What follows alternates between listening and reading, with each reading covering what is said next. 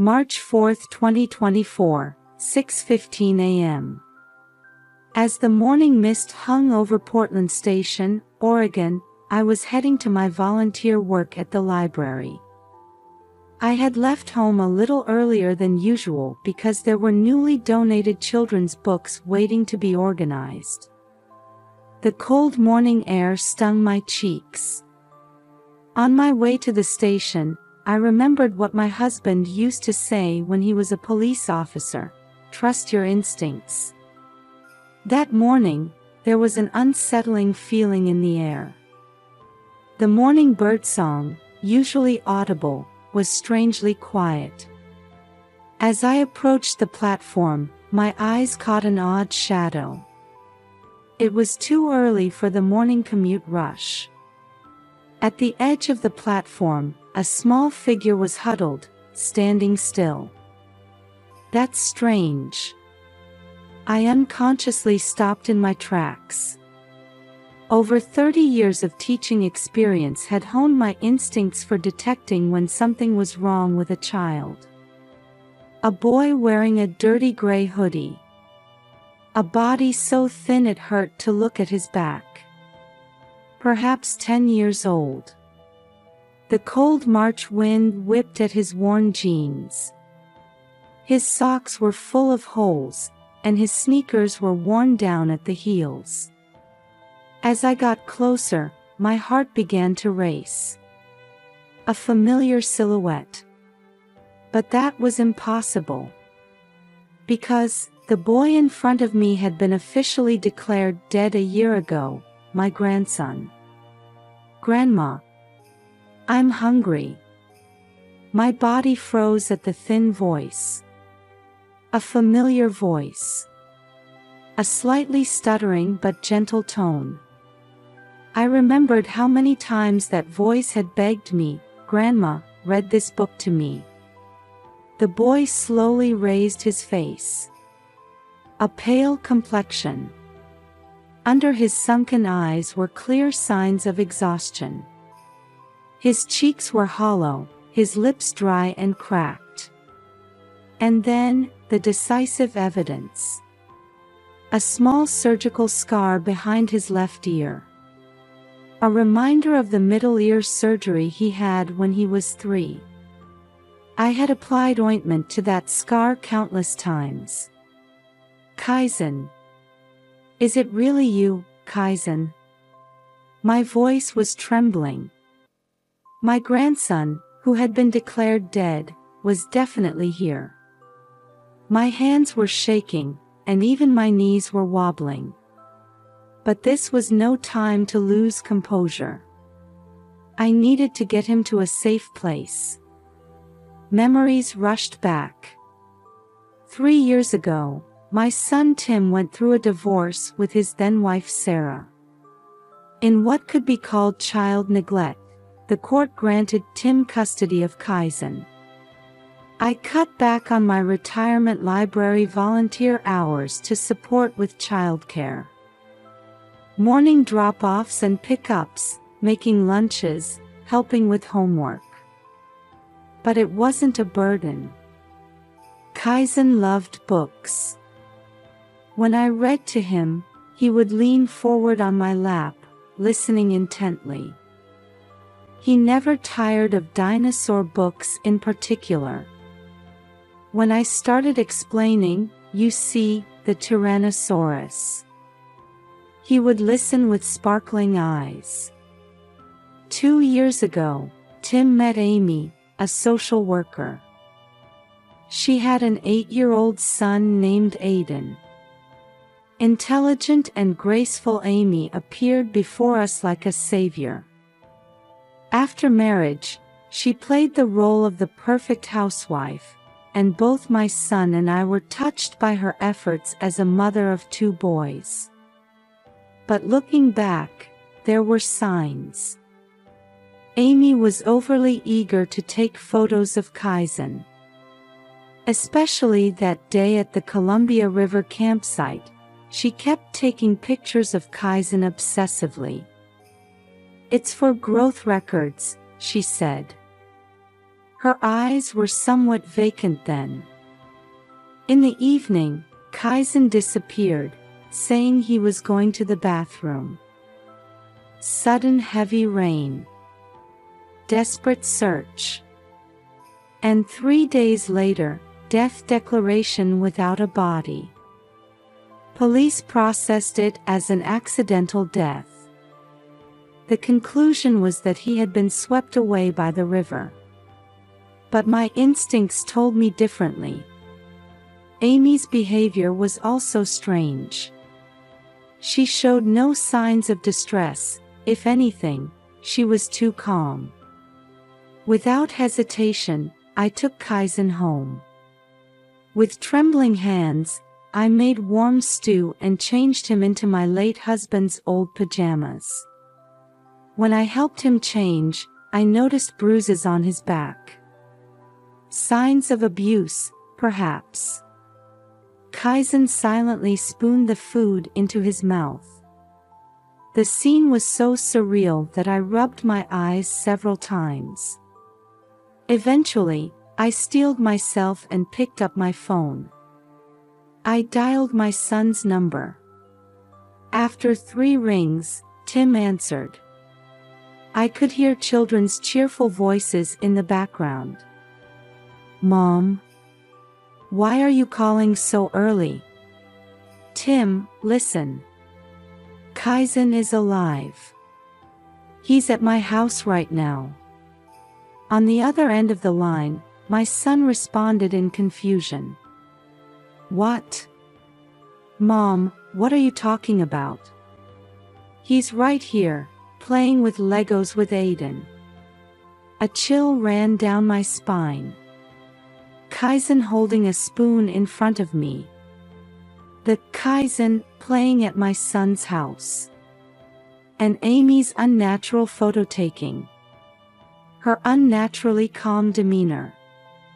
Everything started to connect. Amy's terrible secret was finally taking shape. I told my son, desperately trying to control my trembling voice. Tim, call the police. Right now. The Kaizen at your house isn't the real Kaizen. I'm beginning to understand what Amy has done.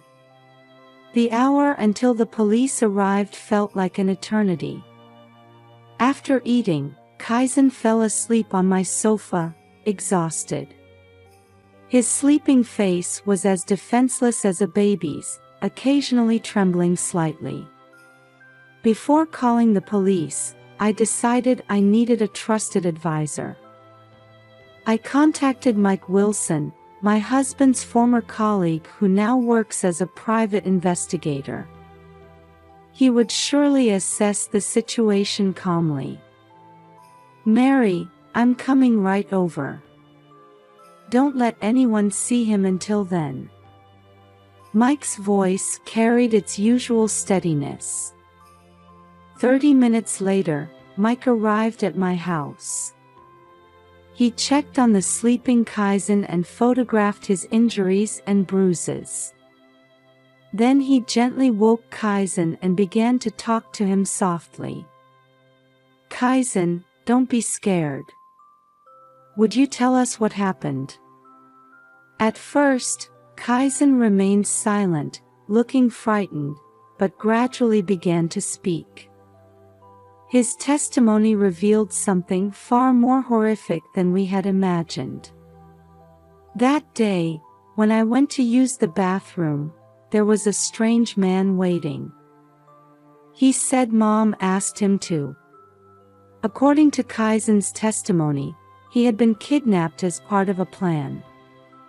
Everything at the campsite had been meticulously prepared by Amy. They put me in a car and took me to an old building. The windows were high up, I couldn't see outside. But they gave me books. They told me to study. The place of confinement was an abandoned house in the suburbs. Minimal food and water. Educational books were provided, but going outside was strictly forbidden. Amy would come to check on him occasionally. 3 days ago, no one came anymore. I was so hungry. I removed the old boards from the window and escaped. Mike calmly took notes, nodding occasionally. His testimony is sufficiently detailed for a child, he whispered to me. Just then, the doorbell rang. Through the peephole, I saw 2 uniformed officers and 1 detective in plain clothes. Mike greeted them and briefly explained the situation. The police sprang into action. One began taking Kaizen's statement, another took mine. The plainclothes detective was on the phone requesting backup. Mrs. Mary, we've sent another team to your son's house. We'll secure suspect Amy. Just as I felt relief at those words, my cell phone rang. It was Tim. Mom. Amy. Amy ran away with Aiden. Right before the police arrived. A chill ran down my spine. This was the worst possible development. But that was just the beginning. Mike's laptop displayed shocking investigation results. Mary, I looked into Amy's background. She has a criminal record. 10 years ago, her previous husband's child. The article displayed on Mike's laptop was from a local Idaho newspaper 10 years ago. 8-year-old suspicious death, mother claims innocence. The woman in the photo was undoubtedly a younger Amy. Her name then was Amy Clark. That was her maiden name, Mike continued. Her stepchild died in an accident. Drowning. The insurance paid out in full. After that, her husband also died in an unexplained accident. I nearly collapsed into my chair. She had killed someone else's child, and even killed her own father. And now, the same thing to Kaizen. A young detective approached us. We've checked the station's security camera footage. Before Kaizen appeared, a black SUV was parked there. An adult male was driving. Likely an accomplice. Truth after truth emerged, making my head spin. But reality wouldn't wait. My phone rang again. It was Tim. Mom, we've located Amy's family home. 3 hours south of Portland. Her sister should be living there now. Tim, don't go alone. I cried out desperately. I heard that dangerous tone in my son's voice, the same strong sense of justice his father had. I know. I've already reported it to the police. I'm about to give my statement. His calm response gave me a little relief. Just then, Mike found new information. Mary, here's Amy's bank transaction history. There have been regular monthly withdrawals over the past year. The recipient is... He pointed at the screen. James Hunter. 3-time offender. Has served time for kidnapping and extortion. He must be the man who helped with the confinement, I realized. As we dug deeper, Amy's plan became clear. She had prepared everything before the marriage. Purchasing the abandoned house. Contacting accomplices. Even preparing insurance claim documents. Look at these papers, the detective handed me a document. Suspect Amy filed an insurance claim 1 week after the accident. Usually, claims without a body take months to process. She had prepared remarkably detailed documentation. It's as if, yes, this is clearly a practiced method. Just then, the doorbell rang again. Mike checked the peephole and quickly opened the door. You must be Hunter. Give up. We've traced all your bank accounts. I held my breath. Standing at the door was the black SUV driver from the security camera footage. Amy's accomplice. The man raised his hands without resistance. I'll talk. I'll tell you everything, he said in a tired voice. That woman is insane. At first, I thought it was just insurance fraud. But it wasn't. She's collecting children. The room's atmosphere froze at those words. Aiden too. I mumbled. Aiden isn't her real child either. Hunter nodded heavily. 3 years ago, in winter. In Wyoming. Hunter's testimony revealed a truth far more horrific than we had imagined. Over the past 10 years, Amy had kidnapped at least 5 children. Her method was sophisticated, always combining death declarations with insurance fraud. She always targets wealthy single-parent families. Approaches them as a social worker, gets married, and then. The detective frowned while taking notes of Hunter's testimony. The children are confined and then transferred to other families, Hunter continued. Amy has clients. Wealthy couples struggling with infertility. They can't wait for legal adoption procedures. So. Wait, I was confused. Then, Aiden. He was the son of a Wyoming doctor. Michael Brown, who disappeared 3 years ago. Amy started raising him as Aiden. Memories flashed in my mind. Aiden being left-handed. The oddness Kaizen had pointed out several times. But in the photos, the child was right-handed. The police headquarters, which had become the investigation center, was being updated with new information by the minute. We've analyzed the surveillance camera footage, the young detective pointed to a large screen.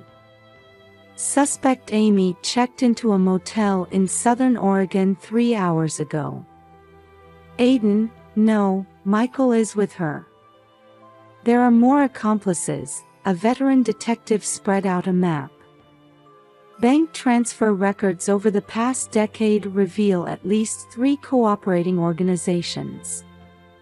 Creating forged birth certificates.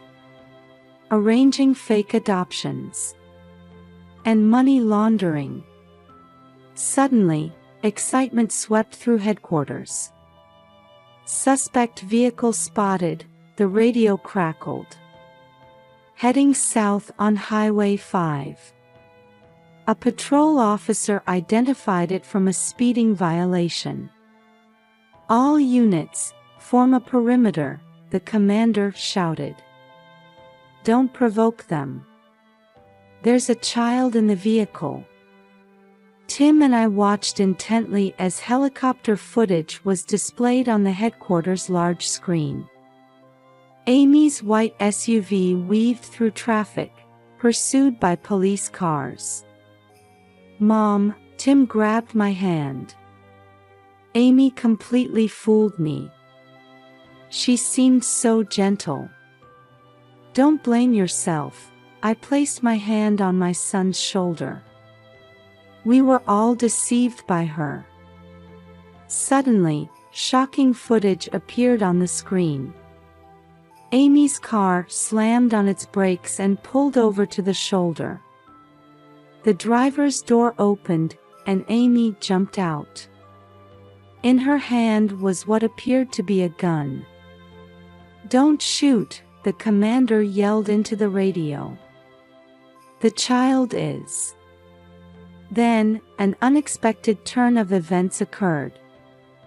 Aiden, no, Michael, leaped out of the passenger seat and tackled Amy. "Stop it!" The boy's cry was picked up by the patrol car's dash cam. "I don't want to lie anymore." The gun fell from Amy's hand. The tactical unit moved in unison. In the chaos, I thought I saw a look of relief on Michael's face on the screen. At the moment of arrest, Amy was laughing. I was just trying to give them happy lives. Rescuing them from unhappy homes. "Be quiet," I raised my voice unexpectedly. "You destroyed these children's lives, their parents' lives, our lives." July 2024. In the waiting room of St. Luke's Hospital's Child Psychiatry Department. I was waiting for Kaizen to come out of his session. Weekly counseling. 4 months had passed. "Grandma," Kaizen approached with a smile. His shoulders seemed a little more relaxed than before. "Today I talked about dinosaurs. The doctor didn't know about Pachycephalosaurus, so I taught her about it." I suppressed the urge to hug him. The therapist had told me, "Please respect the distance where his heart feels safe." That's wonderful. I'm sure the doctor learned something new. I smiled gently. "Your father's coming to pick us up. He should be here soon." The trial concluded a month ago. Amy received a 15-year prison sentence. More trials are pending. Her criminal organization was dismantled. Her accomplices were arrested one after another. What about Aiden? I mean, Michael? Kaizen asked. He has a psychological evaluation today.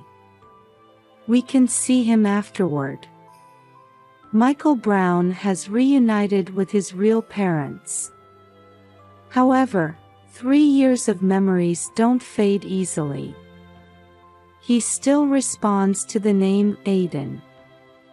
His real parents decided not to rush, choosing to wait for his heart to heal. The elevator opened, and Tim appeared. "Sorry I'm late. The company meeting ran long." My son's face had changed. Gone was his former indecisive expression, replaced by the face of a responsible father. The divorce mediation was complete, and he now shares joint custody of Kaizen and Michael. "Dad, are we still going to the park today?" "Yes, Michael will be there too. His mother just called." As we got into the car, I remembered when we first reunited with Michael at the shelter. "I'm sorry," he said through tears. "I was forced to take Kaizen's place, but actually, I wanted to meet Kaizen. I was so lonely all this time." At those words, Kaizen silently hugged Michael. An embrace of forgiveness more eloquent than words. Though not related by blood, they had truly become brothers. When we arrived at the park, Michael was waiting with his parents. "Kaizen. Michael." The boys ran to each other and exchanged high fives. Their new way of greeting. two sets of parents watching over them. We exchanged quiet smiles. Mary, Michael's mother, called out to me. Seeing the children smile gives me hope. Yes, I nodded. The wounds won't heal easily. But we have time. In the twilight at the park, the two boys began playing tag. Their laughter dissolved gently into the sky. One spring afternoon in 2025 at the library. While shelving newly arrived picture books, I reflected on the year that had passed since that day. Mary, my colleague Janet, called out. Another interview request. This time it's for a national network documentary. I quietly shook my head.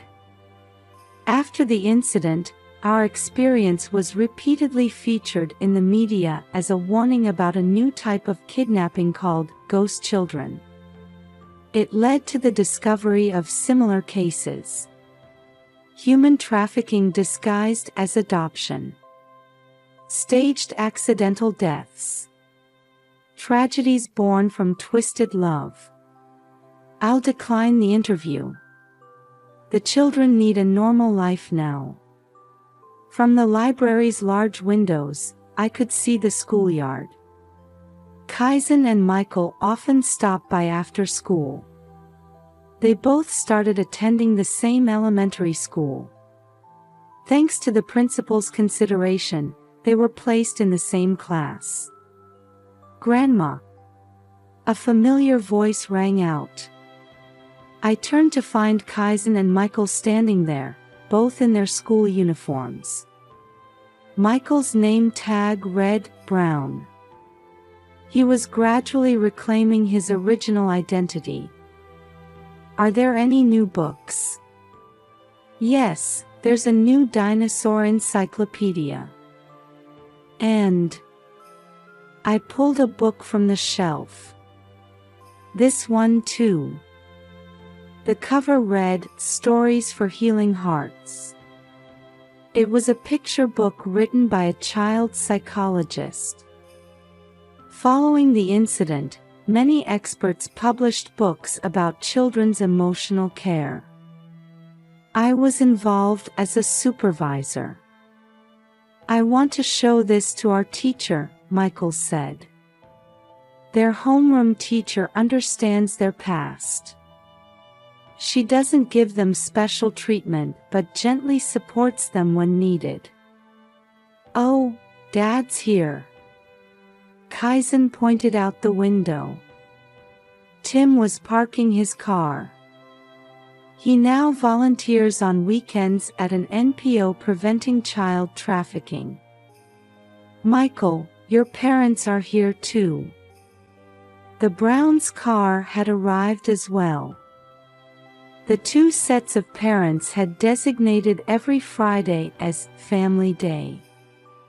Picnics in the park, movie watching, normal family happiness. Grandma, are you coming too? Yes, in a little while.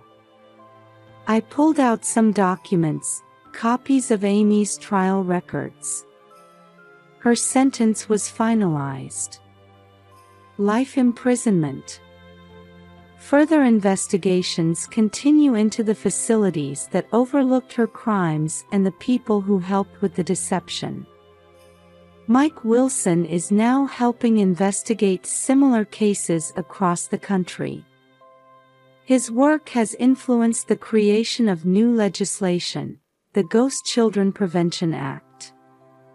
Adoption screening has become more stringent, and the process for declaring deaths has been revised. My phone vibrates, a reminder for psychological counseling. Though now only monthly, the sessions with the two boys continue.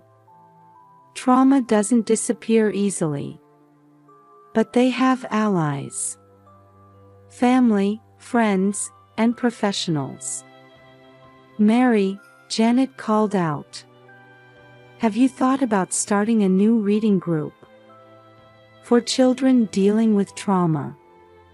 Her suggestion warmed my heart.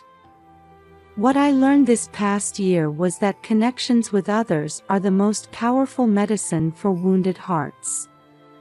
Outside, cherry blossoms were dancing, and children's laughter echoed. I'm ready, I picked up my bag. Let's go. The breeze of a new season gently caressed my cheek.